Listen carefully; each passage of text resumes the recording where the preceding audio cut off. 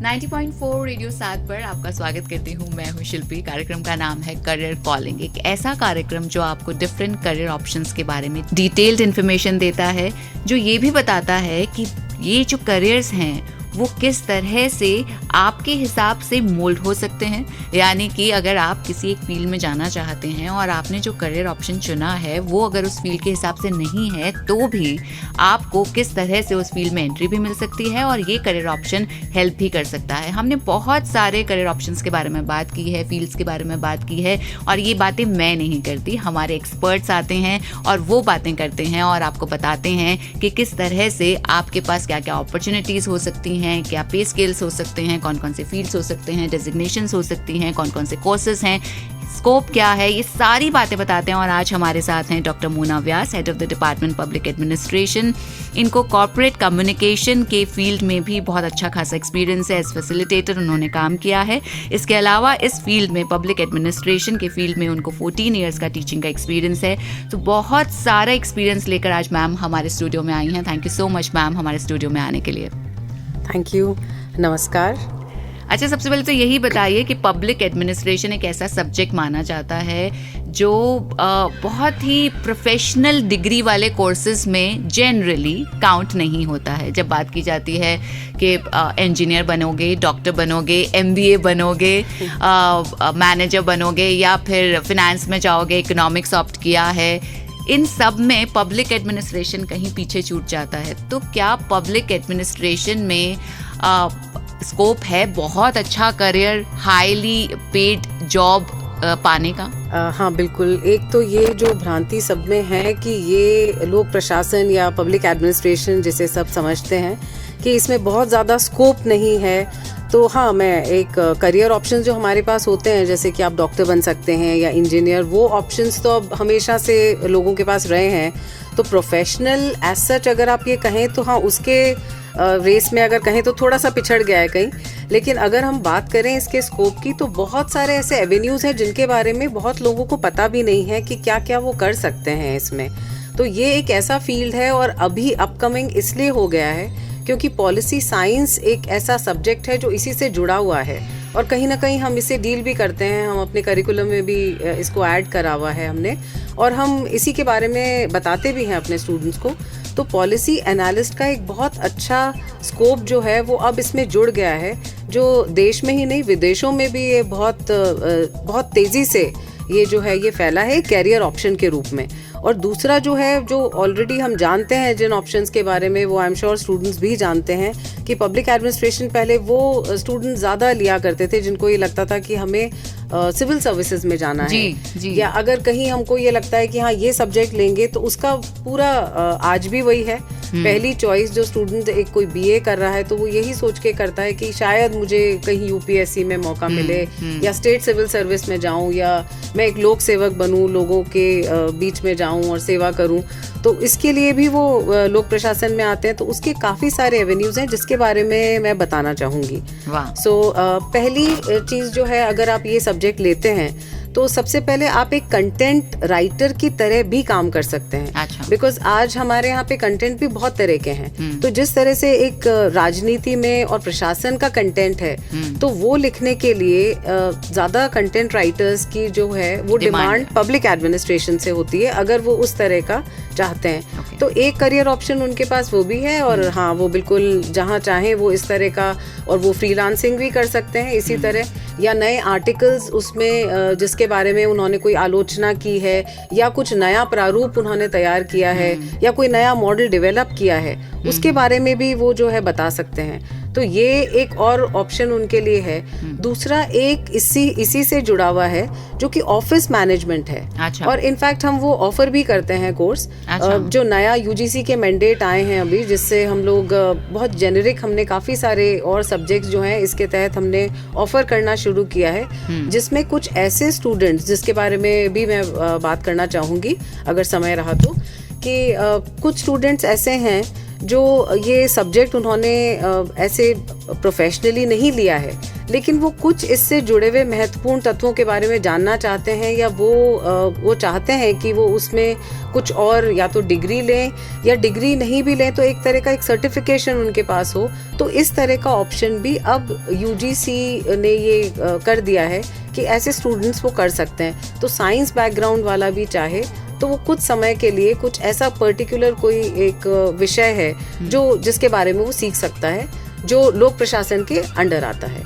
तो वो भी एक काफी सारे ऑप्शंस हैं जो अब हमारे सामने खुल चुके हैं। तो एक ये हो गया। दूसरा, एक राजनीतिक विश्लेषक के रूप में भी वो काम कर सकते हैं। तो ये पूरा उनसे जो पॉलिटिकल एनालिस्ट हैं, जैसा मैंने कहा, और पॉलिसी साइंस एनालिस्ट, ये दोनों अलग चीजें हैं। अच्छा। एक है जिसमें आपने जो नीतियां हैं उनके बारे में आपने एनालिसिस किया, और उसके तो उसका भी आज फील्ड खुला हुआ है। उसके लिए एक अलग से आपको स्पेशलाइज्ड कोर्स करना पड़ता है। अच्छा। ये एक बेसिक कोर्स है। उसके बाद में आप प्रोफेशनलाइज्ड कोर्स भी, एक प्रोफेशनल कोर्स भी आप कर सकते हैं। और बहुत सारी फॉरेन यूनिवर्सिटीज और अब इंडिया में भी ऑफर किया जाने लगा है। और यहाँ तक कि आजकल मैनेजमेंट इन पॉलिसी साइंस भी बहुत पॉपुलर हो गया है। अच्छा। तो अब जो आपने ये कहा कि ये प्रोफेशनल नहीं रहा, अब मैं वही चीज आपको कहना चाहूंगी कि ये काफी हद तक प्रोफेशनल फील्ड आ चुका है जी। सो अगर आप जितने एमबीए के इंस्टीट्यूट्स में देखेंगे तो ये जैसे पहले सिर्फ मार्केटिंग या फाइनेंस या कुछ इससे जुड़े हुए ही 3 ऑप्शंस होते थे, जिनमें एडवर्टाइजिंग, जिनमें स्टूडेंट्स जाते थे, मार्केटिंग। लेकिन अब ऐसा है कि ये एक एमबीए की डिग्री के तहत इस पर्टिकुलर कोर्स को इम्पोर्टेंस दी जाने लगी है। तो ये उतना ही महत्वपूर्ण हो गया है जितना कि कोई और दूसरा प्रोफेशनल कोर्स होता। Right, very well said. 90.4 radio साथ पर मैं हूँ शिल्पी, आज हमारे साथ हैं doctor Mona Vyas, head of the department public administration, IIS deemed to be university. और वो हमें बता रही हैं कि पब्लिक एडमिनिस्ट्रेशन जैसा कि एक भ्रांति है या फिर कहें कि मान्यता है, एक एप्टीट्यूड है इसको लेकर, वो ये है कि ये जो है ये प्रोफेशनल डिग्री वाला कोर्स नहीं है, लेकिन हमें इतनी सारी प्रोफेशनल जो जॉब्स हैं वो हमें पता चल रही हैं कि इस फील्ड में जाने के बाद, आप ये कोर्स करने के बाद आप क्या क्या कर सकते हैं, कौन कौन सी फील्ड्स में जा सकते हैं और कितनी डिमांड है ऐसी जॉब्स की। बहुत सारी बातें होंगी इसी को लेकर कि कौन कौन से कोर्स करने चाहिए आपको। ये सारी बातें आपको यहीं पे पता लगने वाली हैं। क्या टीचिंग पेडागोजी है और IIS में ऐसा क्या अलग है कि ये वाला जो करियर ऑप्शन है ये एक बहुत ही प्रोफेशनल करियर ऑप्शन और आपके करियर को ग्रोथ देने वाला ऑप्शन देकर निकलेगा। जी बताइए, कौन कौन से कोर्सेज हैं? हाँ, जैसे मैं बात करना चाहूँगी, कोर्सेज जो हम यहाँ पे ऑफर कर रहे हैं वो एक BA है इलेक्टिव में, एक सब्जेक्ट की तरह कोई भी, जैसे जो भी छात्राएं यहाँ आती हैं वो ले सकती हैं उस तरह का कोई भी एक विषय। और दूसरा जो एक ऑप्शन हमने और यहाँ पे जो कोर्सेज हमारे यहाँ अप्रूव्ड कोर्सेज हैं उनमें MA भी है। सो उसका सिलेबस हमने अप्रूव करवाया हुआ है BOS से, जो बोर्ड ऑफ स्टडीज़ है, और साथ में PhD ऑलरेडी रनिंग है यहाँ पे। तो ये ऑप्शंस जो हैं ये हमारे पास हैं। BA ऑनर्स का भी हमने सिलेबस अप्रूव करवाया हुआ है। सो अगर स्टूडेंट्स इंटरेस्टेड होते हैं तो वो कोर्स भी हम कभी भी शुरू कर सकते हैं। अच्छा, अगर बात करें एक्टिविटीज की और एक्सपीरियंशियल लर्निंग की या फिर एलुमनाइज की, वर्कशॉप्स की, कॉन्फ्रेंसेस की, सेमिनार्स की, इंटर्नशिप्स की, बच्चों को बाहर भेजने की, तो हम लोगों ने क्या क्या किया है? आई मीन कैसे कैसे बच्चे सीख रहे हैं इन सारी चीज़ों के थ्रू? हाँ बिल्कुल, जैसा कि आपने कहा कि एक्सपीरियंशियल लर्निंग जो है वो एक बहुत अच्छा एक स्टेप है जो हमने लिया है इसके लिए। और वो यहाँ तक IIS यूनिवर्सिटी में हम लोगों ने ये सारे सब्जेक्ट्स में ही कोशिश की है। सो उस तरह का कि जो छात्राएं यहाँ पे, जो छात्राएं आती हैं, कम से कम वो इस तरह का कुछ सीख के जाएं यहाँ पे, जहाँ उनको लगे कि हाँ खाली हमने किताबी ज्ञान ही जो है वो नहीं लिया है और साथ में हम बहुत कुछ और भी सीख रहे हैं। सो एक्सपीरियंशियल लर्निंग जैसे कुछ ऐसे टॉपिक्स होते हैं जिनमें या तो हम जैसे ग्रुप डिस्कशन करवाते हैं, जिससे उनके और अलग अलग जो दूसरे उनके पैराडाइम्स हैं वो भी सामने आते हैं, और साथ में उनके अलग विचार जो हैं। सो ग्रुप डिस्कशन के मीडियम से, या फिर हम उनको ये बताते हैं कि जो हम पढ़ा रहे हैं वो आप किस तरह से बाहर की घटनाओं से जोड़ के आप देख सकते हैं। सो वो एक जो अप्लाइड एस्पेक्ट है, जो यूजीसी भी आजकल बहुत ज्यादा चाहता है कि ये आए, वो चीज हम लोग चाह रहे हैं कि वो सब्जेक्ट में किस तरह इंट्रोड्यूस हो।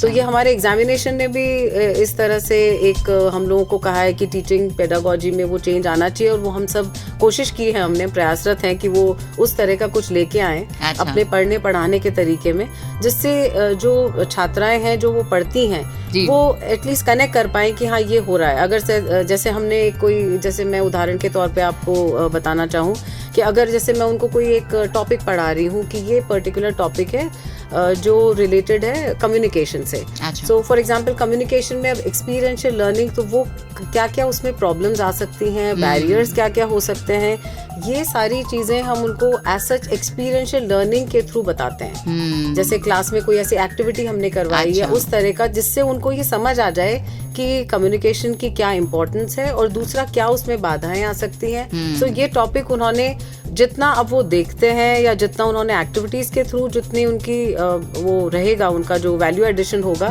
वो ज्यादा होगा एज कम्पेयर टू बुक्स में। एग्जैक्टली, आज थ्योरी पढ़ के और फिर उसको अप्लाई करना है। बिल्कुल, उसको अप्लाई करना, क्योंकि बुक्स उनके पास बहुत है। आज के छात्र छात्राओं के पास जो ज्ञान की कमी नहीं है, दूसरा चैट जीपीटी तो है ही, तो ये सारी चीजें हैं जिसमें हम देख सकते हैं कि उनके पास तो बहुत कुछ है।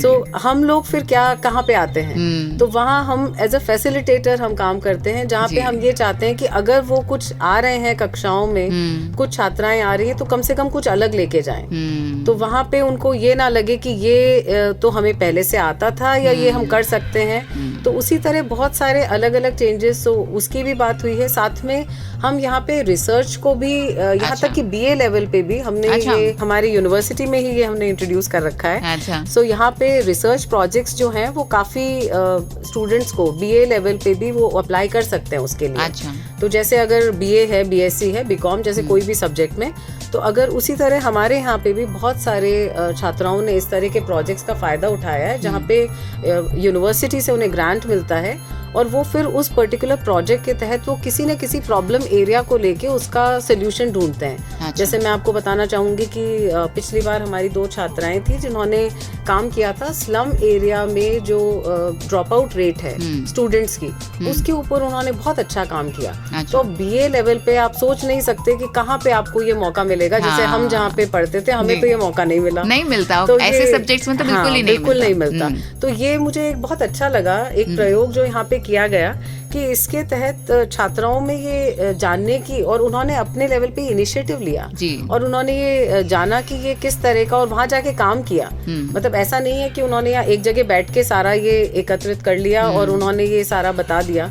वो वहाँ गए और उन्होंने वहाँ कोशिश की, उनसे बातचीत की, और उस दौरान ऐसी चीजें सामने आई जो हम सोच भी नहीं सकते थे कि यहाँ पे ड्रॉप आउट रेट की वजह क्या हो सकती है। हम जनरली ये सोचते थे कि ड्रॉप आउट रेट शायद इसलिए होगा कि अफोर्ड नहीं कर पा रहे हैं, या जब उन्होंने ये कहा कि अफोर्ड स्कूल एजुकेशन तो फ्री है तो फिर क्यों नहीं जा पा रहे। तो जब उन्होंने कारण ढूंढे तो उसमें कारण कई सामने आए कि जैसे वो इस वजह से स्कूल नहीं जा पा रही थी, या जो भी वहाँ पे थे जो उस एरिया को बिलोंग करते थे, क्योंकि कहीं ना कहीं वहाँ पे दिक्कतें जुड़ी हुई थी ट्रांसपोर्टेशन से। तो ये किसी के दिमाग में ही नहीं आया कि ट्रांसपोर्टेशन उनको महंगा पड़ रहा था। एजुकेशन फ्री थी, ट्रांसपोर्टेशन महंगा था, तो वो कहते थे आप घर में बैठ के पढ़िए। तो इसीलिए बहुत सारी चीजें, तो इस तरह के काफी सारे जो प्रोजेक्ट्स हैं हमारे छात्राओं ने किए। दूसरा इसी तरह का एक प्रोजेक्ट है जो उन्होंने जो लर्निंग एज में स्टूडेंट्स को क्या प्रॉब्लम आती है या डिजिटल एजुकेशन का क्या इम्पैक्ट रहा, ये प्रोजेक्ट भी बच्चों ने बीए लेवल पे किए। क्या बात। अब आप बताइए कि ये जो ऑनर्स के बच्चे हैं या ये पास कोर्स के छात्राएं हैं, इन्होंने ये किया, और अभी करंट में भी 2 स्टूडेंट्स हैं जो ये प्रोजेक्ट पे काम कर रहे हैं। अच्छा, ये जो प्रोजेक्ट वो करते हैं, तो ये कैसे उनके करियर में फिर आगे चलकर हेल्प करते हैं? क्या वो फिर पीएचडी ऑप्ट करते हैं या फिर वो रिसर्च फील्ड में, जैसे पॉलिसीज के बारे में आपने बताया कि आपको पॉलिसीज एनालाइज करना है, डेवलप करना है, तो उस फील्ड में वो जाते हैं? हाँ, मैं आपको बताना चाहूंगी कि इसमें अगर वो रिसर्च में जाना चाहें तो वो बिल्कुल जा सकते हैं इस फील्ड में, क्योंकि ये ऑप्शन तो हर पर्टिकुलर सब्जेक्ट से जुड़ा हुआ है। लेकिन साथ ही साथ वो बहुत कुछ ऐसा भी कर सकते हैं जो जैसे उनके लिए उनके करियर में या एडवांसमेंट में ये बहुत एक ग्रोथ की तरह ये उसमें या काम करता है ये, क्योंकि एक अगर उन्होंने इस तरह का प्रोजेक्ट किया है तो कहीं पे भी किसी भी इंटरव्यू के लिए जाएंगे तो उसका इम्पैक्ट पड़ता है कि आपने रिसर्च बेस्ड प्रोजेक्ट जो है आपने इस लेवल पे, इस स्तर पे ही कर लिया, जो कि शायद लोग एमए लेवल पे भी ना करें या एमए में डिसर्टेशन जो करते थे पहले वो उन्होंने उस लेवल पे किया, तो वो एक तरह से वो एक एडेड वैल्यू हो जाती है, उनके सीवी में भी वो चीज ऐड होती है और साथ में उनका एक्सपीरियंस जो है, जो उन्होंने वो लर्निंग एक्सपीरियंस जो उनका है वो तो डेफिनेटली एक क्लासरूम लर्निंग से कहीं ज्यादा उनको वो मिल गया है। इनफैक्ट तो उनके कॉन्सेप्ट भी क्लियर हो जाते होंगे कि हमें क्या करना है, कौन से फील्ड में जाना है, हमें वो जो टिक मार्क करते जाते हैं बीए जो लेवल है जो 3 साल होते हैं और अब जो 4 साल हो चुके हैं उसमें ये हो जाता है कि हमको ये वाले फील्ड में जाना है, ये वाले में नहीं जाना है। Now they have a very clear picture जो बहुत सारे स्टूडेंट्स को नहीं मिल पाती है। आजकल काफी सारे स्टूडेंट्स हैं जिनमें क्लैरिटी पहले से है, तो ये देख के बड़ा अच्छा लगता है कि जो पहले के थे स्टूडेंट्स और उससे पहले तो उनमें जितनी क्लैरिटी नहीं थी वो आज के स्टूडेंट्स में है वो क्लैरिटी कि उनको क्या करना है आगे जाके, मतलब काफी हद तक। तो जैसा मैंने कहा कि जिन लोगों ने प्रोजेक्ट्स किया है अभी भी काफ़ी स्टूडेंट्स ऐसे हैं जो इस पे काम कर रहे हैं। जैसे 2 स्टूडेंट्स हैं, उनके 2 प्रोजेक्ट्स और हैं जो एक जॉब सेटिस्फैक्शन को लेके है, क्योंकि कहीं ना कहीं ऑर्गेनाइजेशनल बिहेवियर जो है वो इसका एक बहुत महत्वपूर्ण पार्ट है पब्लिक एडमिनिस्ट्रेशन का।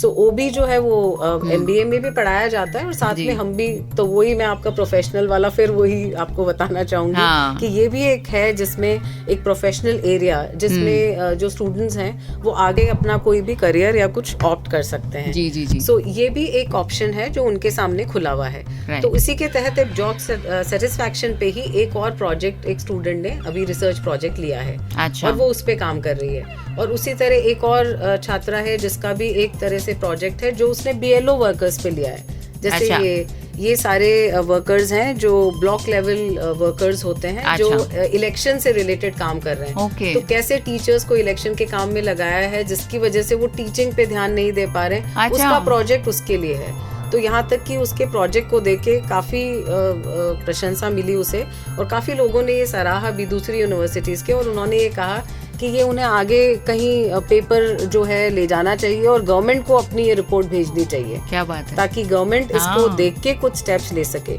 तो ये एक बेसिकली ये जो बच्चे कर रहे हैं ये इस लेवल पे अगर ये कर पा रहे हैं तो ये definitely it can bring change in the society.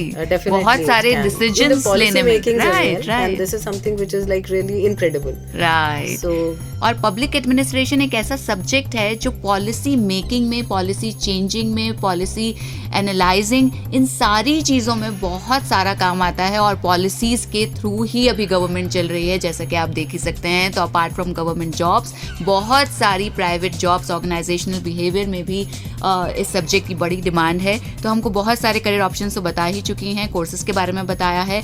Ma'am एलुमनाइज के बारे में बताइए कि कौन कौन से स्टूडेंट्स ने पब्लिक एडमिनिस्ट्रेशन के कोर्सेज करके कहाँ कहाँ पे वो प्लेस हुए हैं या फिर वो क्या कर रहे हैं। हमारे बहुत सारे एलुमने हैं जो इनफैक्ट आईएएस ऑफिसर्स भी आपने कहा कि काफी डिफिकल्ट है, लेकिन सिविल सर्विसेज में भी जो हैं वो आईएएस ऑफिसर्स भी हैं। तो उनमें काफ़ी ऐसे स्टूडेंट्स हैं, जैसे यशा मुदगल जो हैं वो हमारे ही डिपार्टमेंट से थी और वो एक IAS officer Jammu and Kashmir cadre में हैं।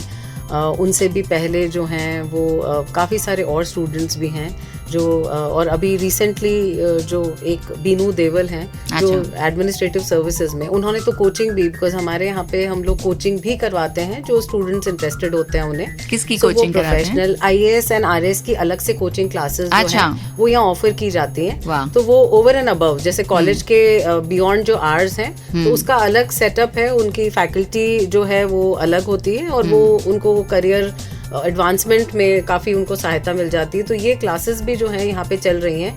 सो वो स्टूडेंट भी, यहाँ की भी स्टूडेंट भी थी और उन्होंने यहाँ से कोचिंग भी की थी और साथ में अब वो आरएस ऑफिसर हैं। क्या बात है। वो और उसी के साथ एक विजेता जाखड़ जो हैं वो आरपीएस ऑफिसर प्लेस्ड हैं, वो भी हमारे डिपार्टमेंट की ही एलुमना थी। सो ये ऐसे बहुत सारे छात्र, और सुरभि जोशी जो हैं वो यूएन में एक पर्टिकुलर फील्ड में उन्होंने पब्लिक एडमिनिस्ट्रेशन में ही करके तो उस लेवल पे जो अभी वो जनीवा में हैं। क्या बात है। वो उस तरह से ये काफ़ी सारे ऐसे स्टूडेंट्स हैं जो अच्छी जगह प्लेस्ड हैं या फिर इन्होंने किसी इंस्टीट्यूट से आगे इन्होंने आगे पॉलिसी एनालिसिस में ही कुछ करने के बाद में गवर्नमेंट के बहुत सारे ऑफिसेज के साथ भी जुड़े हुए हैं। क्या बात है। सो टाइम टू टाइम जब वो कभी आते हैं तो मैं डेफिनेटली चाहूंगी कि कभी वो भी एफएम साथ में आएं और अपने एक्सपीरियंस से शेयर करें यहाँ पे। सो अभी यहाँ पे जयपुर में वो इस समय नहीं है, नहीं तो वो जरूर आके बताते कि किस तरह से उन्होंने और कैसे उनको मदद मिली यहाँ से। सो कॉलेज में उन्होंने क्या क्या सीखा। तो ये एक पर्टिकुलर जो एस्पेक्ट है वो हम लोग डेफिनेटली देखते हैं कि हमारे बहुत सारे स्टूडेंट्स हैं जो अलग अलग, और यहाँ तक कि कंपनीज में भी अभी रिसेंटली जो अभी एक बैच पास होके गया जो पिछले साल ही, जिन्होंने सिर्फ बीए किया था अभी, तो वो स्टूडेंट्स भी हेल्थ केयर मैनेजमेंट जैसा मैंने कहा उसमें भी गए हैं। अच्छा। तो उन स्टूडेंट्स ने वहाँ पे, बिकॉज यूजुअली वो एडमिनिस्ट्रेशन से जुड़े हुए जो रहते हैं जिनका बैकग्राउंड है उनको प्रेफरेंस मिलती है। अच्छा। तो एक health care administration as an health care, so उन्होंने अभी प्रोबेशन पीरियड पे है वो, तो उन्होंने वहाँ पे भी एक हॉस्पिटल उसमें जो है ज्वाइन किया है। सो एक सलोनी है, उन्होंने वहाँ ज्वाइन किया हुआ है, सलोनी अग्रवाल। और साथ में एक और स्टूडेंट हैं जिन्होंने भी अगेन उन्होंने एक कोई कम्युनिटी रेडियो जो है वहीं पे उन्होंने ज्वाइन किया हुआ है, और वो वहाँ पे पॉलिसी से रिलेटेड जो भी आते हैं उसके बारे में जो भी टॉक्स हैं वो मॉडरेट करती हैं, और साथ में उसका जैसे कंटेंट या उससे रिलेटेड जो है सो वो भी उसी में काम कर रही हैं। तो इसी तरह से काफ़ी, और बैंकिंग से रिलेटेड जो हैं उसमें भी फील्ड्स में भी काफ़ी लोग गए हैं। सो यहाँ का जो एक पर्टिकुलर एडमिनिस्ट्रेशन का उनको बैकड्रॉप है, क्योंकि हमारे यहाँ पे जो प्रोग्राम्स, इंटर्नशिप वगैरह के प्रोग्राम्स भी चलते हैं जो हमारा प्लेसमेंट ऑफिस देखता है, तो उसके तहत अगर वो इंटर्नशिप उनके साथ में किसी कंपनी के साथ वो जुड़े हुए हैं तो वो कंपनी कई बार उन्हें इनफैक्ट लॉन्ग रन में भी उन्हें प्रेफर करती हैं कि जिन्होंने उनके साथ इंटर्नशिप की है उन्हीं को आगे वो मौका देते हैं कि वो उनके साथ जुड़े और काम करें। अच्छा। और एनजीओज का एक बहुत बड़ा फील्ड है, जो एक फील्ड जो और था जिसमें काम कर सकते हैं सारे स्टूडेंट्स और करते हैं। तो यहाँ तक कि कई लोगों ने इंटर्नशिप, हमारे यहाँ से काफी सारे स्टूडेंट्स हैं जिन्होंने एनजीओज के साथ जुड़ के अपनी इंटर्नशिप की है और साथ में उन्हीं एनजीओज को ज्वाइन किया है, क्योंकि इनका बहुत मेजर, जो वैसे सोशल साइंसेस सारे ही सब्जेक्ट्स का उसमें काफी स्कोप है, लेकिन साथ में जो एडमिनिस्ट्रेशन से जुड़े हुए हैं वो भी एक एनजीओ के साथ जुड़ के, और वॉलंटरी ऑर्गेनाइजेशंस हैं या सीएसओज जिन्हें हम कहते हैं, सिविल सोसाइटी ऑर्गेनाइजेशन, उनके साथ जुड़ के वो बहुत महत्वपूर्ण काम कर सकते हैं। जैसा कि मैंने कहा, नीतियों में बदलाव ला सकते हैं, और जैसा आपने कहा कि पूरी सोसाइटी में चेंज ला सकते हैं। तो वही सारे ये स्टूडेंट्स जो हैं जो यहाँ से निकलते हैं, कहीं ना कहीं जब इस तरह का काम करते हैं तो उन्हें सेटिस्फैक्शन के साथ में ये लगता है कि हाँ उन्होंने कुछ किया। तो ये एक और फील्ड है जो जुड़ा हुआ है इसी से, और ये इसमें पब्लिक एडमिनिस्ट्रेशन उन्हें इस तरह से हेल्प कर सकता है अगर यहाँ पे उन्होंने इस डिग्री यहाँ से की है। तो उससे उनको, क्योंकि यहाँ पे वो लोग जाते रहते हैं एज एन एक्सपीरियंशियल लर्निंग का उनका पार्ट है, तो कई बार कई एनजीओज को विजिट भी करते हैं, वहाँ काम करने का तरीका भी देखते हैं, या जब कभी फील्ड विजिट पे उनको ले जाया जाता है तो वो इस तरह का एक्सपीरियंस, उन्हें फर्स्ट हैंड एक्सपीरियंस मिलता है जी। क्योंकि इस तरह की फील्ड विजिट्स हम लोग कई बार इनफैक्ट ऑर्गेनाइज करते हैं, कभी गवर्नमेंट ऑफिसेज में या कभी कोई भी ऐसा कोई संस्था है वहाँ पे ये जाते हैं, उनसे जुड़े लोगों से ये मिलते हैं, तो इन्हें पता चलता है कि किस तरह से काम किया जाता है या किस तरह से काम करते हैं। या कई बार उनको हम गेस्ट लेक्चर्स के लिए यहाँ बुलाते हैं। अच्छा। जैसे अभी एनजीओ डे गया, तो उसी के उपलक्ष्य में हमने अभी जो है हम किसी गेस्ट लेक्चर जो है वो ऑर्गेनाइज करवाने वाले हैं, जिससे उनको एनजीओज के बारे में और उससे जुड़ी जितनी भी उससे पॉसिबिलिटीज हैं, करियर पॉसिबिलिटीज हैं, उसके बारे में पता चले। तो वो सारी चीजें जो है उनको एक्सपर्ट से पता चलती हैं।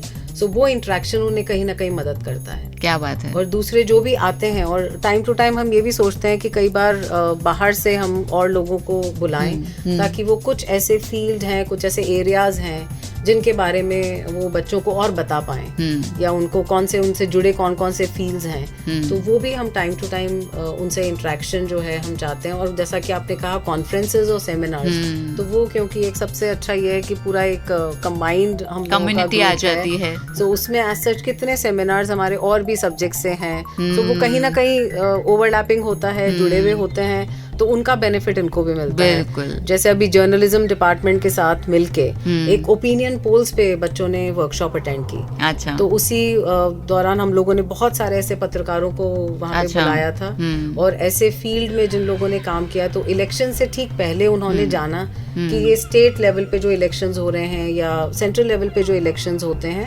इनका क्या इम्पैक्ट रहता है सोसाइटी पे, और किस तरह से, बिकॉज अभी बहुत कॉमन एक चीज आई, वन नेशन वन इलेक्शन, तो हमने उसके बारे में भी बच्चों से उनके व्यूज जाने, उनकी बात की, और जो एक्सपर्ट्स आए थे उनसे डायरेक्ट बच्चों ने कम्युनिकेट किया। अच्छा। तो it was first hand experience for them as well, right, कि किस तरह से हम and they get motivated as well. हाँ, डेफिनेटली उनको ये लगा कि हाँ, मतलब ये क्लासरूम टीचिंग के बियॉन्ड भी कुछ है जो जिसमें वो काम कर सकते हैं। सो इस तरह की वर्कशॉप से उनको काफी कुछ सीखने को मिलता है। जी। तो आपने बहुत सारी चीजें बताई। अच्छा, अब जो भी public administration as a career option चुनना चाहता है, तो हमारे लिसनर्स के लिए एक मैसेज दे दीजिए कि what should they look into, what skill set they should have, and why should they opt for public administration as their career. Yes, I would like to say the only skill set which you really require to, in fact, opt for public administration is that you should be really interested in it. Yes. And let me tell you, it is an interesting option, and it is a very interesting subject.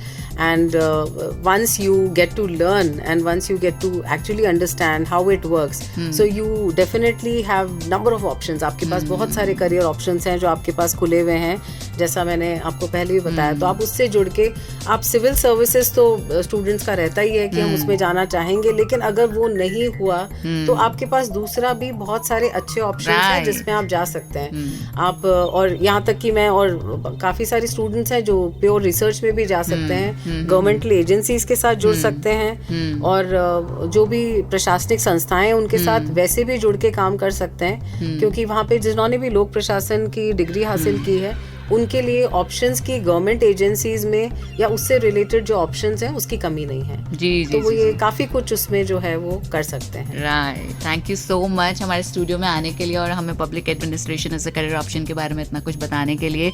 और मैं भी listener से यही कहूँगी कि जिस भी संस्था में एडमिनिस्ट्रेशन है वहाँ पे आप वेलकम हैं। अगर आपने पब्लिक एडमिनिस्ट्रेशन में अपने करियर को चुना है या फिर आपने कोई कोर्स वहाँ से करेंगे आप, तो ये जो करियर ऑप्शन है ये हर जगह है। बस आपको अपना पैशन ढूंढ के कहीं ना कहीं घुसना है, और वो घुसेंगे कैसे, जब आप कोर्स करेंगे, और कोर्स में क्या क्या सीखेंगे, आपको एक्सपीरियंशियल लर्निंग होगी, आप वर्कशॉप्स अटेंड करेंगे, आपके गेस्ट लेक्चर्स होंगे, आप इंडस्ट्री विजिट पे जाएंगे, आपको पता चलेगा, आप प्रोजेक्ट्स करेंगे, तो आपको पब्लिक एडमिनिस्ट्रेशन का या पॉलिसी मेकिंग का या एनालाइज करने का ये सारा काम कैसे होता है ये पता चलेगा। जैसे कि मैम ने बताया कि एनजीओज में इतनी सारी अपॉर्चुनिटीज़ हैं, गवर्नमेंटल एजेंसीज तो बहुत ही सारी हैं, वहाँ पर आप अपॉर्चुनिटीज़ ढूंढ सकते हैं। यूएन के बारे में उन्होंने बताया कि एल्यूमिनाइज यूएन गए हैं, और सबसे बड़ा फील्ड जो अभी भी है पब्लिक एडमिनिस्ट्रेशन को बोला जाता है, और हमारे इतने सारे एल्यूमिनाइज बने भी हैं, बड़े बड़े ऑफिसर्स, वो सिविल सर्विसेज तो है ही, जिसकी कोचिंग भी प्रोवाइड की जाती है, हर जगह है अवेलेबल, और IIS यूनिवर्सिटी में भी अवेलेबल है। थैंक यू सो मच हमसे बात करने के लिए, स्टूडियो में आने के लिए, और पब्लिक एडमिनिस्ट्रेशन को जो एक छोटा सा फील्ड सबकी नज़र में है बताने के लिए कि सब जगह फैला हुआ है। Thank you so much Shilpi for having me here. 90.4 radio 7 पर मैं हूँ शिल्पी, आप सुन रहे थे करियर कॉलिंग, और इसी तरह एक और करियर ऑप्शन के बारे में detailed information with an expert वापस आ जाऊंगी आपके साथ। तब तक के लिए मुझे दीजिए इजाजत, सुनते रहिए रेडियो 7 सदा आपके साथ। नमस्कार।